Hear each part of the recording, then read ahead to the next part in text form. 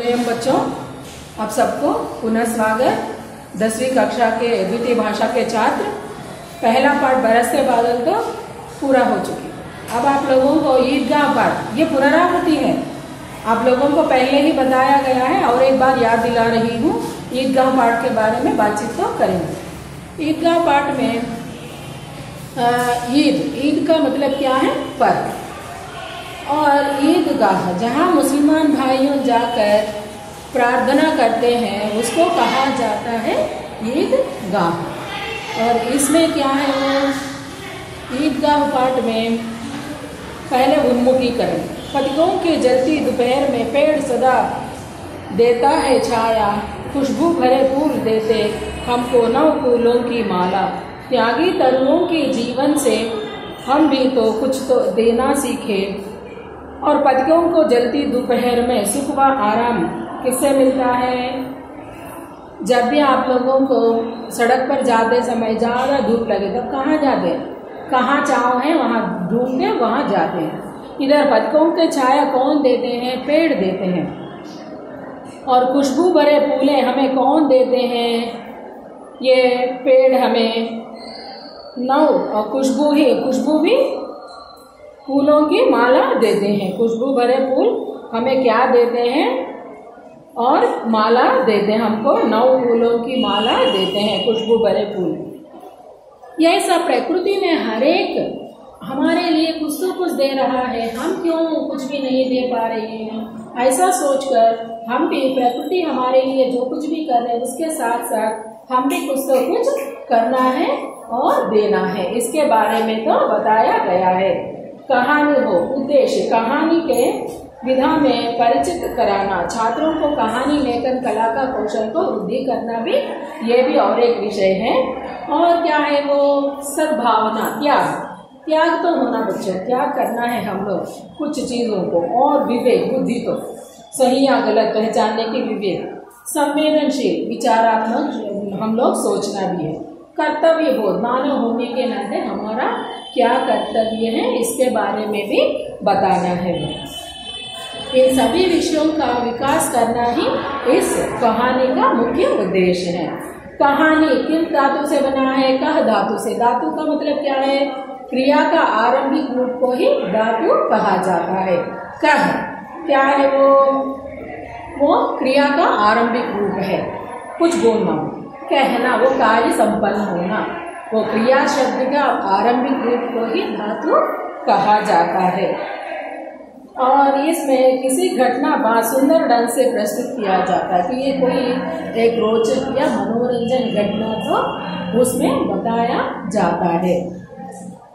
प्रस्तुत तो ये कहानी में आप लोगों को बताया जा रहा है क्या है वो?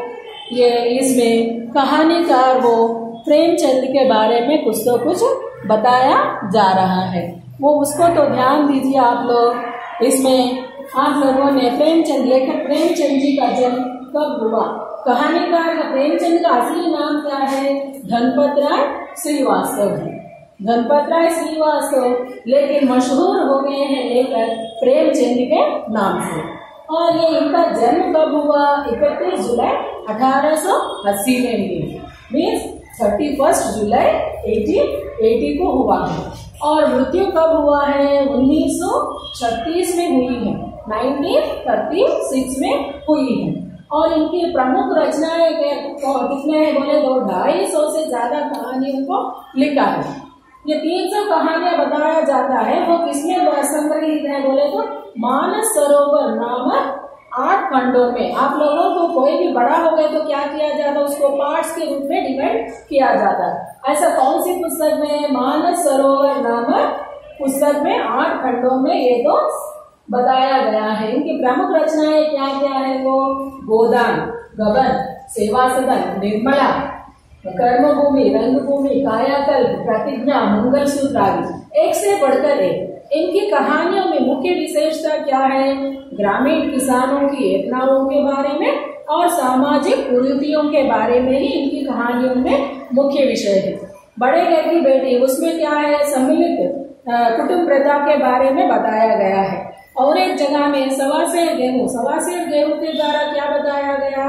सवा से गेहूं लेने की वजह से वो किसान से कैसे मजदूर बन गया, कितनी यातनाओं को उन्होंने किया है, उन सभी विषयों के बारे में तो बताया गया है। और आगे हम लोग ये पाठ के अंदर जाएंगे, विषय प्रवेश। इसके बारे में प्राचीन काल में से ही नैतिक मूल्य भारतीय जीवन का प्रतिबिंब रहे हैं। नैतिक मूल्य, मोरल वैल्यूज, हमारे अरे बड़े परिवार से हम लोग वही सीखते हैं। मानवता मूल्यों को तो जरूर सिखाया जाता है। हम इस रूप से भारतीय के समा हुआ है, भारतीयों के रग रगों में वो समा हुआ है।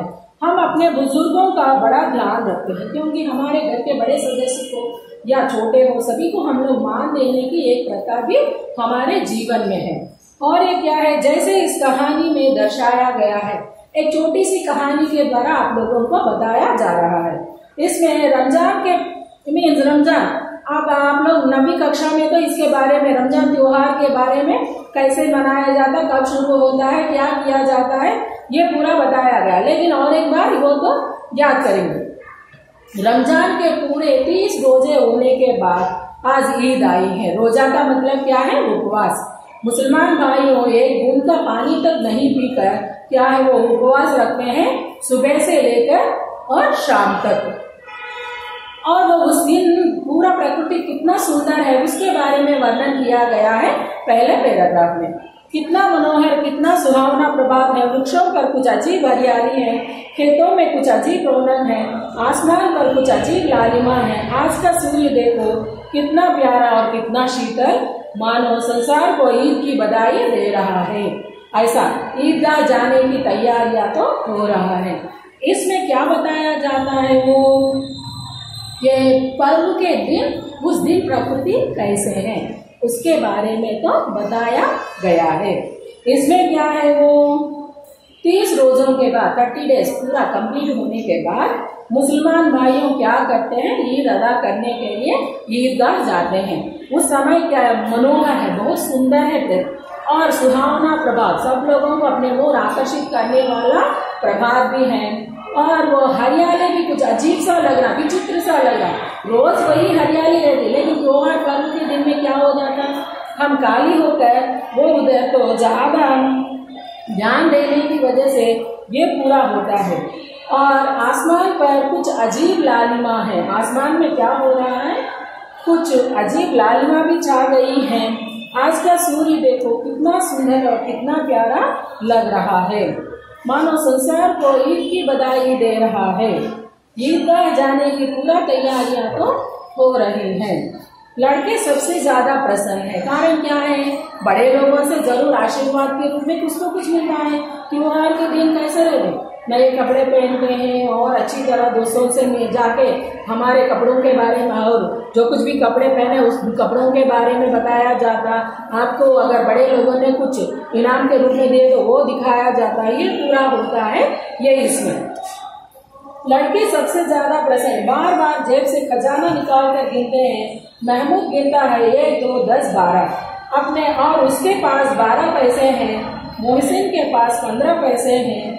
इनसे अनगिनत चीजें लाएंगे, खिलौने, मिठाई, बीड़ी, गेंद, आज ना जाने क्या क्या है। और सबसे ज्यादा प्रसन्न है हमें वो भोली सूरत का 4-5 साल का दुबला पतला लड़का है। उसका पिता गतवर्ष हैजे के बेंड हो गया और माँ ना जाने क्यों पीली पड़ती पड़ती वो भी एक दिन परलोक सिधर गई। किसी को पता ना चला आखिर अचानक यह क्या हुआ। अभी तक आप लोगों को ये 2 पैराग्राफ के वो दिए तो उसमें क्या है, पहले ईद के दिन का प्रकृति का वर्णन अपने शब्दों में कीजिए, ऐसा पूछा जाता है प्रश्न। पहले पैराग्राफ में जो कुछ भी बताया गया वो पूरा आप लोग लिखना है। और दूसरे पैराग्राफ में क्या है, वो लड़के के बारे में, हमीद के बारे में पूछा जाता है, वो तो तब आप लोग लिखना है। ईदगाह जाते समय सब लड़के क्यों प्रसन्न है, ऐसे भी और एक प्रश्न पूछा जाता है। कारण क्या है, उधर एक के पास महमूद के पास 12 पैसे हैं और मोहसिन के पास 15 पैसे हैं और ऐसा अन्य उनके दोस्तों के पास भी बहुत पैसे हैं। इन पैसों को लेकर वो लोग क्या करते हैं, ईदगाह जाते हैं। नमाज अदा करने के बाद एक छोटा सा मेला लगाया जाता है वो मेले में वो लोग क्या कर सकते हैं, अपने मनपसंद चीजों को खरीद सकते हैं। इसलिए अपने जेब में से टटोल कर खजाना ढूंढने के बाद एक बड़ा ट्रेजरी है उनके जेब में, बहुत संपत्ति है, ऐसा उन लोगों ने सोच रहे हैं उन बच्चों ने। लेकिन उनकी जगह में उन लोगों के पास तो माँ बाप है, सब कुछ है, लेकिन अकेला ये लड़का हामिद के तो न माँ है न बाप है और वो उनके लिए कोई भी नहीं है। तो वो लड़के का ऐसा होने का कारण क्या है? वो उनके पिता का क्या है, वो गत वर्ष हैजे के बैंड हो गया, और हैजे मीन्स कलर, वो उसकी बैंड हो गया है उनका पिताजी, और माँ ना जाने पीली पड़ती पड़ती मीन्स येलोइश, जैंडिस बोलते हैं ना आप लोग, क्या हो जाता खून की कमी की वजह से माँ जाने परलोक सिधरी। असल में बच्चों के लिए कौन होना, माँ बाप ही उन लोगों की अच्छी तरह देख रेख करते हैं, लेकिन दुर्भाग्यवश क्या हो गया है, हामिद के लिए ना पिता है न माता है। और अब हामिद अपनी दादी अमीना की गोद में सोता है। दादी अम्मा हामिद से कहती हैं उसके अब्बा जान रुपया कमाने गए हैं, अम्मी जान अल्लाह मियाँ के घर से उसके लिए बहुत सी अच्छी चीजें लाने गई हैं। आशा तो बड़ी चीज है, हामिद के पाँव में जूते नहीं है, सिर पर यह पुरानी टोपी जिसका गोटा काला पड़ गया, फिर भी वह प्रसन्न है।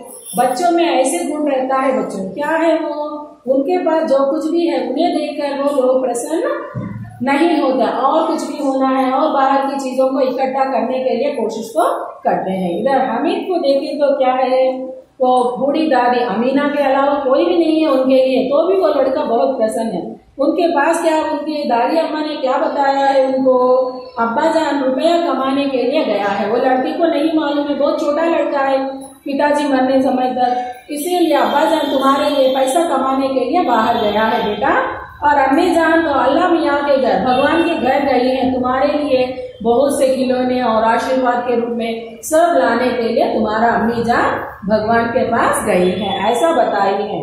आशा तो बड़ी चीज है, आशा के अलावा मनुष्य कुछ भी नहीं कर सकते हैं। अब यही हुआ है ये कहानी में।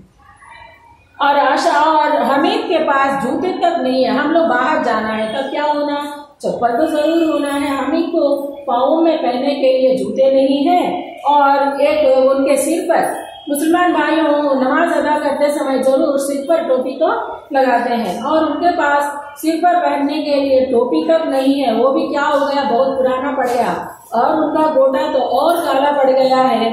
और फिर भी वो बहुत प्रसन्न है, वो लड़का इतना होने के बावजूद भी वो कैसा है, बहुत प्रसन्नता से। मेन इसका मतलब क्या है, प्रसन्नता बाहरी चीजों से मिलने वाली नहीं है, मन के अंदर जो कुछ भी भावना है उसी से मिलने वाला है वो प्रसन्नता। इसीलिए क्या करना बच्चों, हमारे पास जो कुछ भी नहीं है उसके लिए चिंतित होकर चिंता से रहे तो दुख होता है, हमारे पास जो कुछ भी है उसी से आनंद पाए तो हमारा मन प्रसन्न और सुकून रहता है। वही कहा गया है ये पंक्तियों में। और आगे के ओर बढ़ेंगे, इसमें क्या बताया गया है, वो अभागी अमीना, वो तो गरीब है और क्या करती हैं, अपने पोते के लिए कुछ भी नहीं कर पा रहे हैं, वो एक दुख है। और वो उसके मन में क्या क्या भावनाएं चल रही हैं वो दूसरे और एक पैराग्राफ में देखेंगे। अभागिन अमीना अपने कोठरी में बैठकर रो रही है। आज ईद का दिन है और उसके घर में दाना तक नहीं है, लेकिन हमें इसके अंदर प्रकाश है, बाहर आशा की किरण है। हमें भीतर जाकर दादी से कहता है, तुम डरना नहीं अम्मा, मैं सबसे पहले आऊंगा, बिल्कुल ना डरना।